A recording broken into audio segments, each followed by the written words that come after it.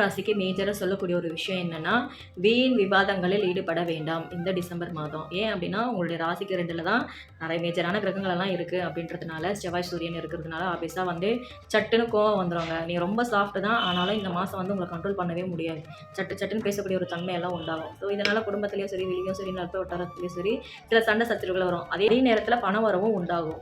So overall பார்த்தீங்கன்னா, இந்த December மாதம் துளாராசிக்காரங்களுக்கு தான் இழுபறியாக இருந்த பல காரியங்கள் எல்லாம் நடக்க பொழுது நிறைய பொருளாதார முன்னேற்றங்களும் உயரப்போகுது. 21ஆம் தேதிக்கு மேலே நிறைய முயற்சிகள் எல்லாம் வந்து பெண்டிங்கில் போட்டு வச்சுருப்பீங்க இல்லையா, இது செய்யலாமா வேண்டாமான்னு நிறைய லிஸ்ட் அவுட்டே எழுதி வச்சுருப்பீங்க.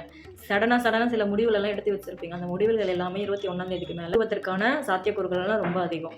ஸோ அந்த தொழில் ரீதியாக வந்து நிறைய இழுபறியாக போயிட்டு இருந்ததுன்னு சொல்லிட்டு இருந்த துளாராசிக்காரங்களுக்கெல்லாம் தொழிலில் அடுத்த கட்ட உயர்நிலையை அடைய போகிறீர்கள் என்று சொல்லலாம். ஸோ நரசிம்மர் வழிபாடு செஞ்சுட்டு மற்ற எந்த ஒரு காரியங்கள் இருந்தாலும் நீங்கள் தொடங்குங்க, கண்டிப்பாக உங்களுக்கு அது கைகூடும்.